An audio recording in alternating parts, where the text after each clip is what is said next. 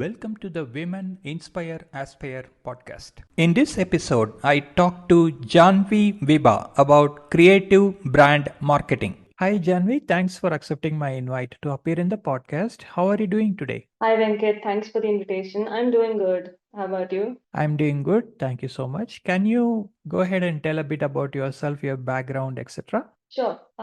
So I'm basically a brand strategy consultant. I have my own marketing firm called the FAF Project. We help startups and established companies with their marketing strategies, branding, social media, performance marketing, design services, etc.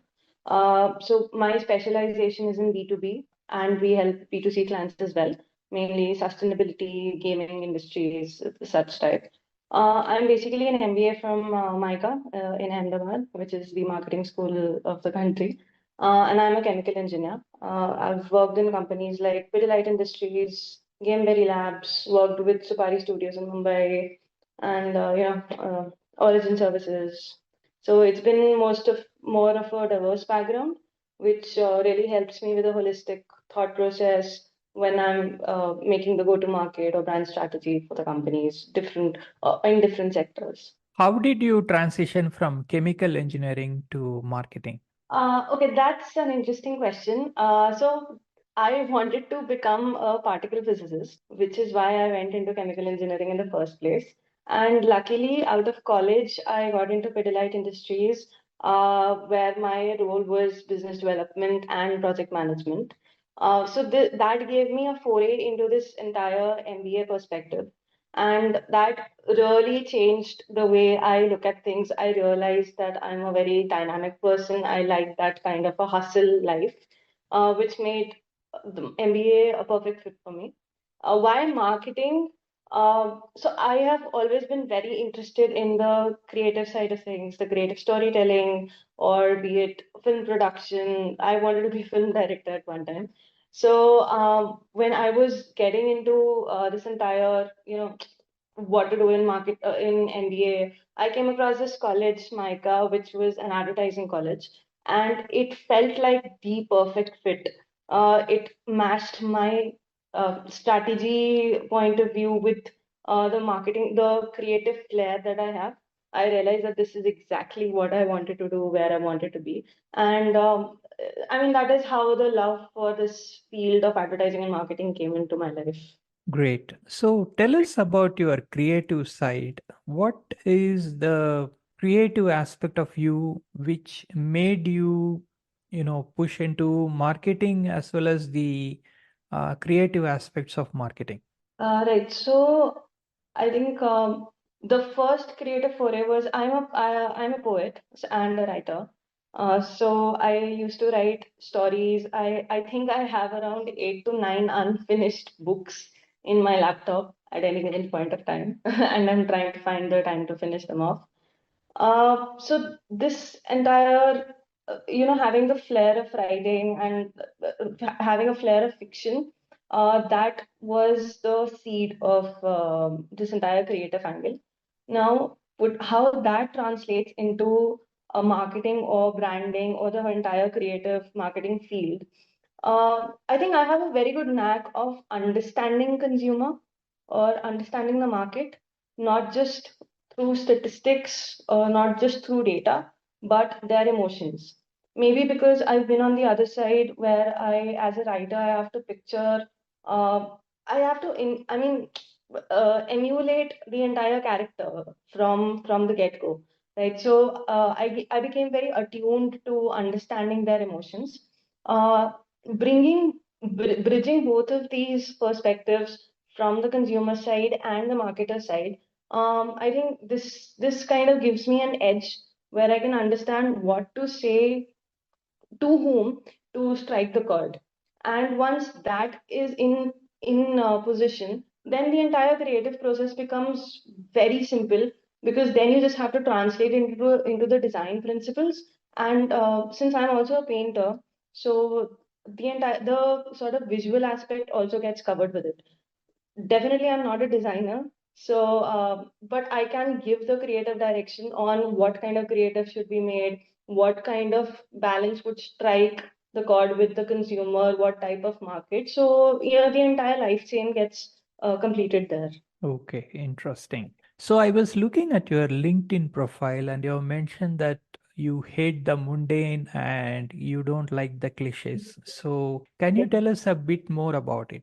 Um, Yeah, I mean, that's more of a generalized statement, but yeah, I really am not a big fan of, just whatever is going on, let's continue with it. I've always hated that line.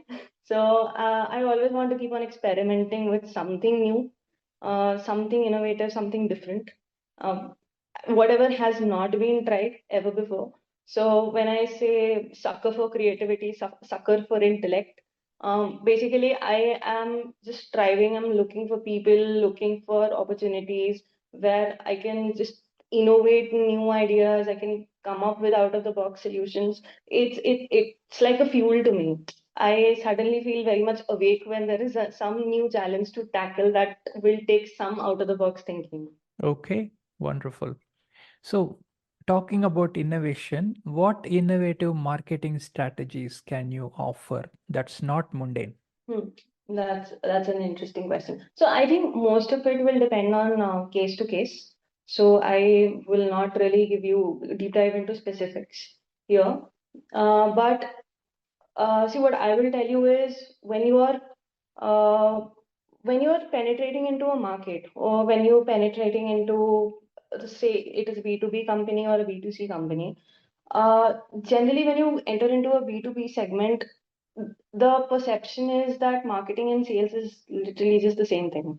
Uh, you can literally find an application for any product just right there in front of you. The truth is that what most of the marketers or most of the strategists out there don't realize is the statistics, they don't give you the real picture of what the future can be, right? They only tell you what has already been done. When a strategist or a business development person goes out into the field, they are only looking at an Excel sheet of the kind of clients that, okay, so I have a set of products, for example, and I know their applications. Now I will go into the market and I will start selling those applications to the client, but that's not really how you get uh, an x amount of business, that x plus 10 or 10x kind of business.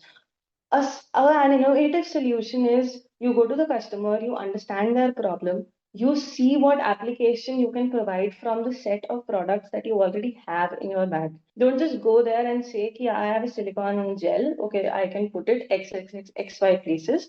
I mean, everybody knows that. That is something that the client can just read in your brochure. Then where does innovation ever come in the picture? Right?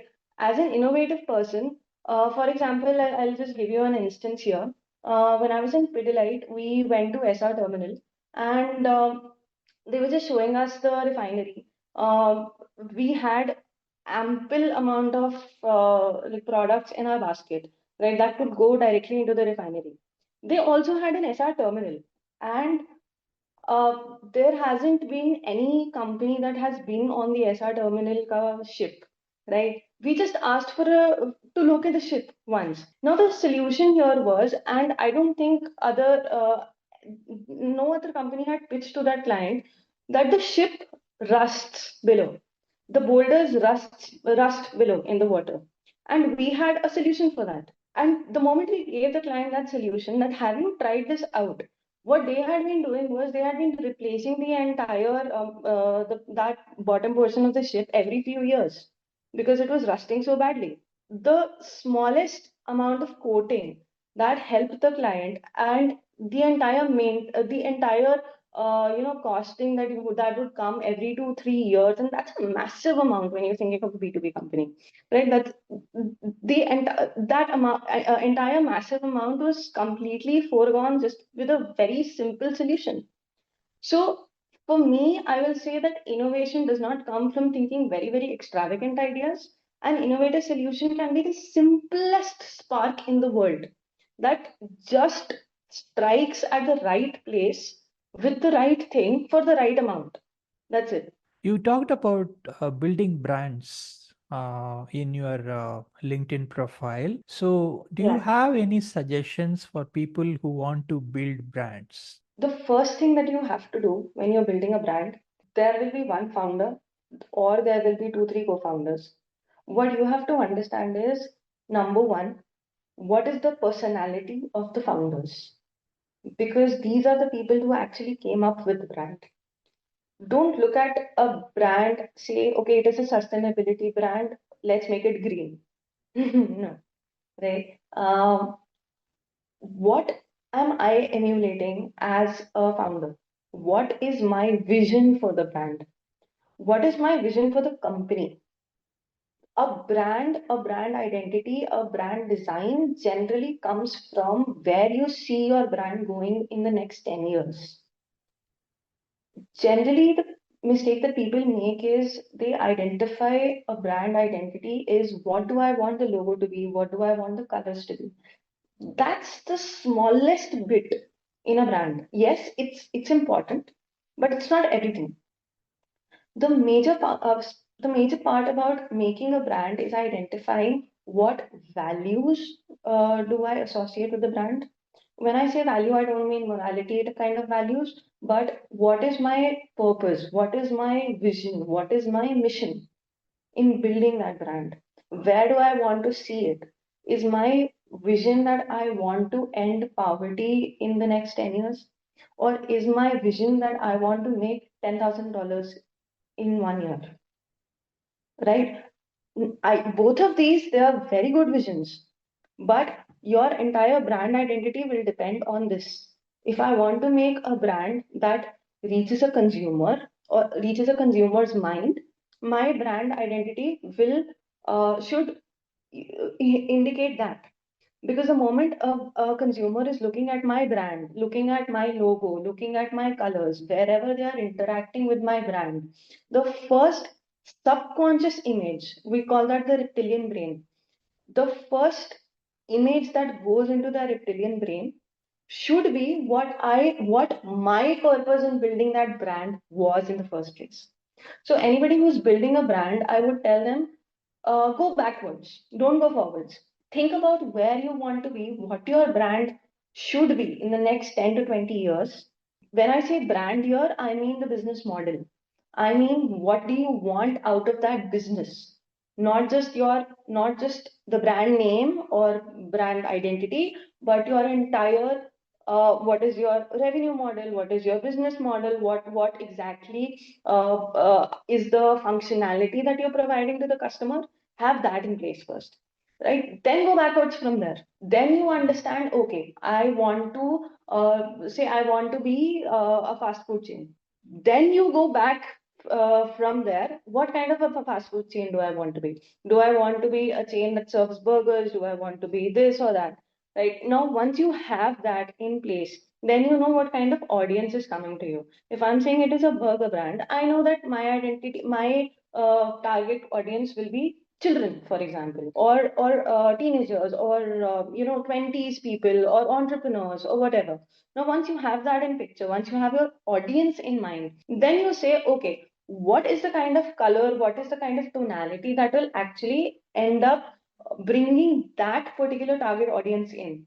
Once you have the tonality set, then it becomes very easy to see what kind of should it be a red color, should it be a green color, should it be a sans font, should it be a Merryweather, whatever. Then everything becomes very simple. So if you want to build a brand, go backwards. Great. So, some very wonderful tips there. Thank you for that. Now we have talked too much of work. Now let's talk about your hobbies and interests. What do you do for fun? Uh, uh, Number of things, like depends on my mood, to be honest. I read a lot. I write. I sing. Um, I'm trying to learn a guitar, and I've been trying that since the last 4 years. I paint when I'm by myself, or I go for a swim. I just like trying new things, trying different things. So nothing in particular as such. Okay, that's great. So, what is it difficult in guitar that is making you learn for 4 years now? Nothing. I'm just not able to give the time. Every 3 4 months, I tune the guitar, and then I think, okay, I'm going to practice every day now, and the next day I just forget about it, or it's there in my corner, just gathering dust. So that's been happening since the last 4 years. Okay, thanks for being honest. Let's talk about the societal issues that you care about. So, if you are given one and only one chance to change the Hmm. world, what would you change and how will you go about it? That's a very loaded question. What I want to change about the world, I don't know. I think our biggest problem is our mindset. We are too comfortable just doing what is being done, and the problem with that is if you're not if you're not straying out, if you are not self-aware, if you are not basically if you are not stepping out of your comfort zone, if you are not uh, straying out, taking risks and all, you just end up being the person maybe you were when you were born, or the person that the society wants you to be. I think our major problem in this world is we are just not self-aware. And that is the cause of all of these issues. We do not introspect, we do not seek where we are going. Now, you would say that the problem is that, there is a lot of thieving around, or there's a lot of begging around, or I don't know, there's a lot of scamming around. This is not what is causing anything. Our major problem is because we are not self-aware, because we do not introspect, because we do not try to think deeply. We just accept that our circumstances are what they are and we just adapt to them. Now, you can either adapt in a positive way or you can adapt in a negative way. But what is the difference between being a positive and negative? Where does this difference actually stem from? Is is a self-aware person will always try to think, okay, something has gone wrong, something has gone shitty. How can I make the best out of a bad situation? How can I tweak the circumstances to make it better for me? Now, what do I want in this world to make it better? What is my end goal? Right? We are not self-aware. We are not aware of what we want in this life. We are not aware of what kind of a person we are, where we are going. We don't think 20 years down the line. We just think, okay, I want $1 million right now. What can I do? I'll scam people. What you're not understanding is if you just work a little bit harder, you are not making $1 million. You can make $10 million without the threat of jail. We're just so happy taking shortcuts in this world. Why? Because we are just not self aware. If we were self aware, we would be conscientious about where we are going. We would think. Our main problem is we don't think. Most of the people in this world, they don't think. Why do we need so many therapists? Why do we just keep on gunning for the next best therapy pill that comes to us? Because we just don't spend time with ourselves. Let me just take 10 minutes of the day, think where I'm going with my life, think what I'm doing with my life. If we just did that, if we just did meditation for the first 10 minutes of the day, and I'm not talking about chanting or playing some peaceful music. No, just sit with yourself. Just sit and face yourself. Face who you are. Face where you're going. Face what the problems are. And face what best solution can come out of it. So, if we did that the entire day, and if we realized that the first 10 minutes, if we realize that the rest of the time, 23 hours and 50 minutes, is going in something very stupid, something that is causing pain to other people, do you really think that we would do it ever? But we don't think. We don't take time to think. We don't take time to introspect. We are just so scared of facing our own selves. And this is why they say that, our major regrets come on our deathbed. Why? Because that is the time when you have nothing else to do. Literally, that is the time when your entire life flashes in front of your eyes, and you realize, what the hell have I done? But then it is way too late to do anything about it. So rather than keeping the regrets for when you're 80 or 90, when you can't do anything about it, Why not just take 10 minutes every day and think, whatever I'm doing throughout the day, is it right? If we do that, half of our problems will get solved. See, things like population and all of that stuff, you can't change it because it's a massy problem, right? But like it said, every drop fills in the ocean, right? If every person just became a little bit self-aware, did a little bit of introspection every day, maybe you could save one life a day, maybe you could save one life a year. And if you did that, imagine how many lives in this world you could possibly impact in your lifetime of maybe 40 years, 60 years, whatever. Yeah, very true. Thank you so much for sharing those thoughts.